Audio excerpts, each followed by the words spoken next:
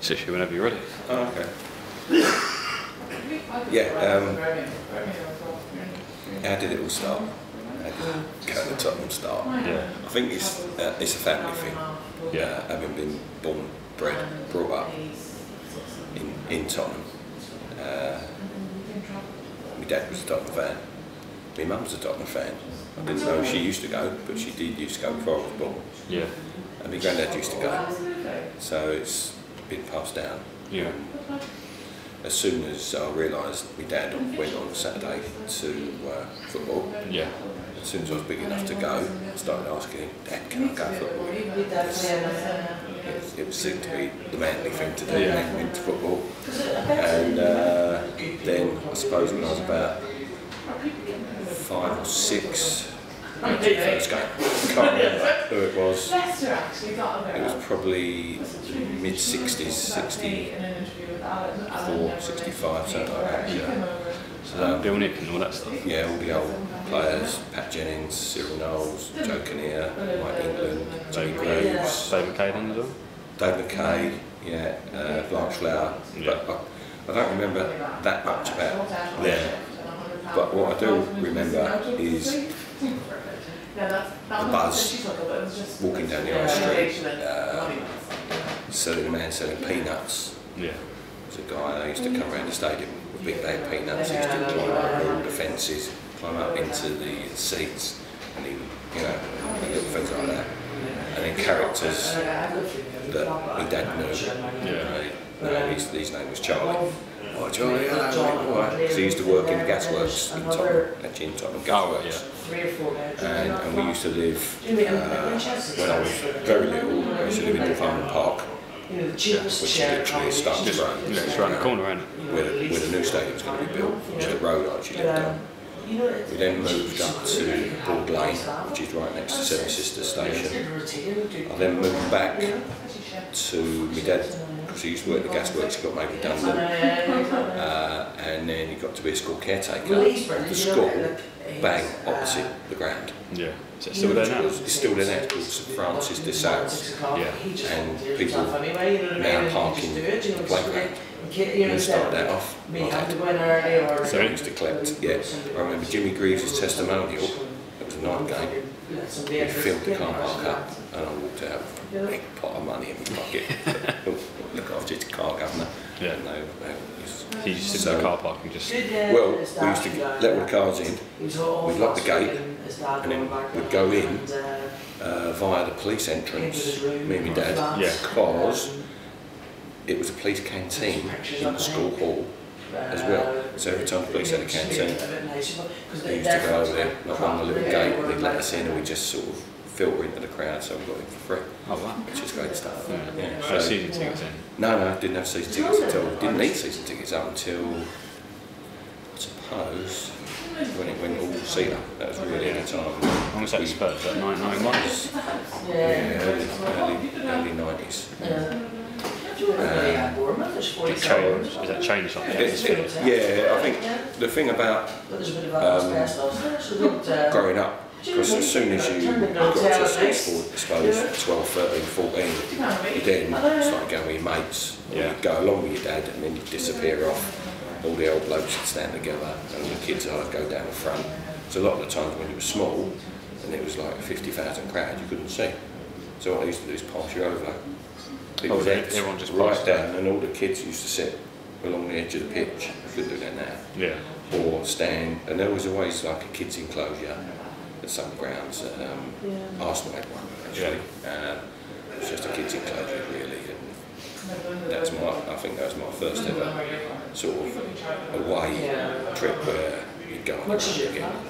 Yeah. 13, 14, you'd get in this enclosure and Arsenal kids weren't there, Tottenham kids out there. Growling and stuff like that.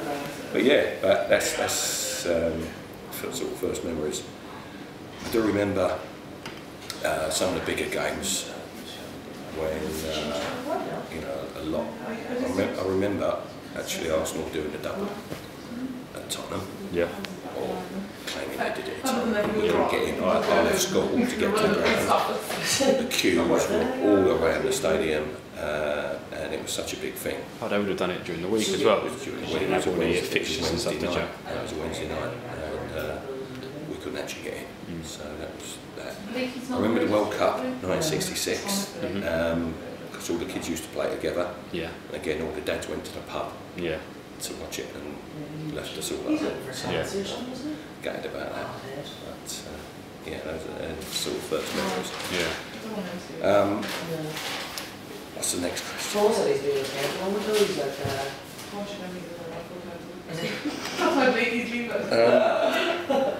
The thing about being at the game, I think, because one of the other things is because I live so close to the ground, even when I didn't go to the football, I could hear the roar. Yeah. The noise travelled to where we lived. And then my mum and dad, when they retired from being a school caretaker, actually got a house, a flat, right next to Tottenham as well. Yeah. So even when we, they used to leave the balcony window open to hear whether I'll come back with good news or bad news. Yeah. Because my dad stopped going. Probably in his late 70s, he stopped going. Late 70s. Yeah. When the smoking ban came in, he didn't like it, so he used to always smoke. Yeah. And then he got thrown out once, and he said, well, that's stuff a lot of years ago, I'm not going to go. Yeah. And he was getting a bit old, a bit frail. Yeah. But we had some good trips. For instance, especially the away games, we'd go to one of the great memories when we played Watford at Villa Park in the semi-final. We went on one of Peter's dodgy tickets, and he was travel agent, used to write the tickets. Yeah. Took my dad, and then again he was well looked after. Clive was there, all that sort of crowd we knew years ago, and he was as pissed as fuck. And he was drinking Mackerson. Yeah. We were all probably young lads in there, I suppose. We must have been in our 20s, late 20s, mid-20s. And he was, well, he must have been well in his 60s. Yeah. And he just didn't put his hand in his pocket all day. So Drunk at the game. And we beat Watford and come home singing. And I remember seeing him the next day over his head thinking, what did you lot do to me? What a hangover and not singing that drunk for a very, very long time. Yeah. So, yeah, good, good.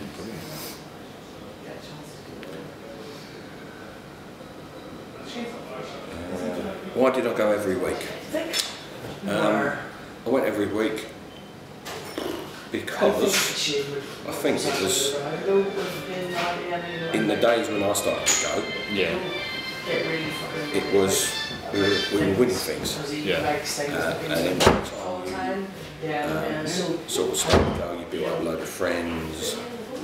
It was like you met everybody at the pub, or you met everybody in the cafe or wherever you went to before the game. You went to see how people were. It was like a social thing. Very, very a lot of camaraderie. And you got to know quite a wide circle of friends. Yeah. And only yesterday I was talking about the guys I go with. And there's not many local to where I live. And he would take it so hard, like South London guys, Darren. There's people from Thamesmead, there's people from Abbey Wood, there's people from Plumstead, there's the gang who come up from Red Hill in Surrey, the guys that come over from Paddington, Geordie John, Manchester John, you've got Bradford Brian, you've got guys come over from Northern Ireland. So it's not just, knock on the guy next door and you're going to come to football. It used to be like that, but we'd go with the kids from school, and we'd still be mates for a few years. We'd get to work, and again you'd always sort of make friends with another Tottenham fan. So, and the good thing for me was I worked for London Transport. Yeah. And I got a free pass to travel on the tube and I got a pass that gave me reduced fares on the intercity trains, and it also gave me reduced fares on the ferries. So I went over to places like Amsterdam, went to Bruges, went to Germany, you know, places like that.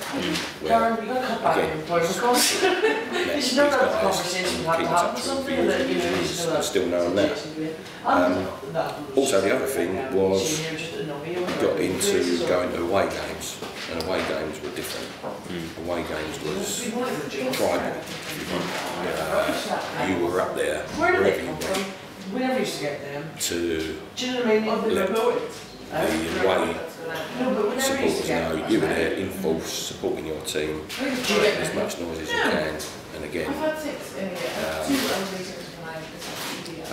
in those days you could actually go, and because you could pay in, you didn't have to stand in the bit reserved for the away fans. You could actually go and stand in with the home fans. And sometimes that was good. Sometimes it turned into just stuff that you posted about. Back and said, oh, we were in the Arsenal end, we were in the Chelsea end, we were in the West Ham end, we were in the Fulham end, we were in the QPR end.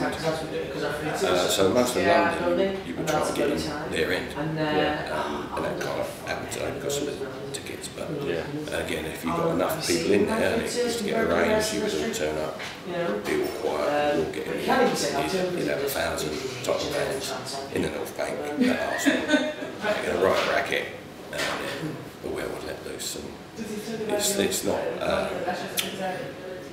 thing to be sort of proud of that you're in there causing trouble, but it's a thing that this was our answer to the tribalism. You go in and take their end. Explain myself now. And Tottenham were New Year's Day, we've never always well supported. And always sort of put up a good show wherever we go, in London, in England, and also in Europe. But still to this day, always sell out our away tickets. Stuff like that. So, so that's something that you built up this camaraderie with the club, you built up camaraderie with your mates. I say a fucking opportunity to take money. I've opened twice. Do you think you keep the memories of what you do with your mates or what happens on the pitch? A bit of both, depending on at the time Tottenham were really good. We were young and drank a lot of beer, so the memories are a bit dodgy, but there's certain games stood out, such as going to Wembley. As always, I can remember most of them. They were good times, and actually the one time the two times we lost at Wembley, we lost to Liverpool, and I can remember to this day a guy nudging me when Tottenham were 1-0 up, saying there's 10 minutes to go, there's 5 minutes to go, there's 4 minutes to go, there's 3 minutes to go. We scored, we lost in extra time. I can remember when we lost to Coventry City. We were anyway, we took copious amounts of beer with us. And when Coventry won, we obviously went out to coaches, and there was a Coventry coach next to us, and me and another guy took a crate of beer onto their bus, said, well done lads, and we taught them how to sing We Won the Cup. Me and the taught them how to sing? Yeah, so I was just sitting there, scratching my head, not knowing what to do. It was quite surreal. So with the total underdogs, didn't expect to win. Tottenham were the big favourites, the massive favourites, 1987, and we lost, like Tottenham do. So we took some beer and said, right, that's just it, we won the cup. So there's things like that, things that stick out, like the cup winning goal, Ricky Villa, 1981, Gazza's goal against the Arsenal in the semi-final. Was you there? I was there.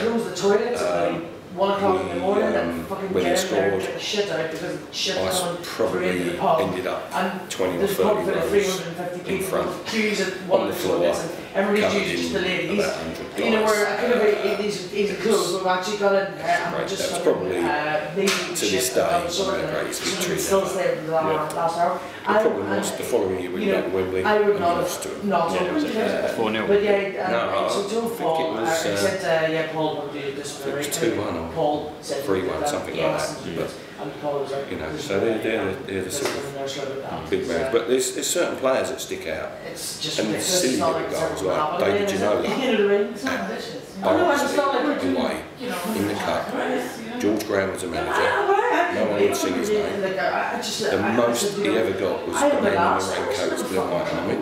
You know what I mean? Absolutely. And again, Tottenham.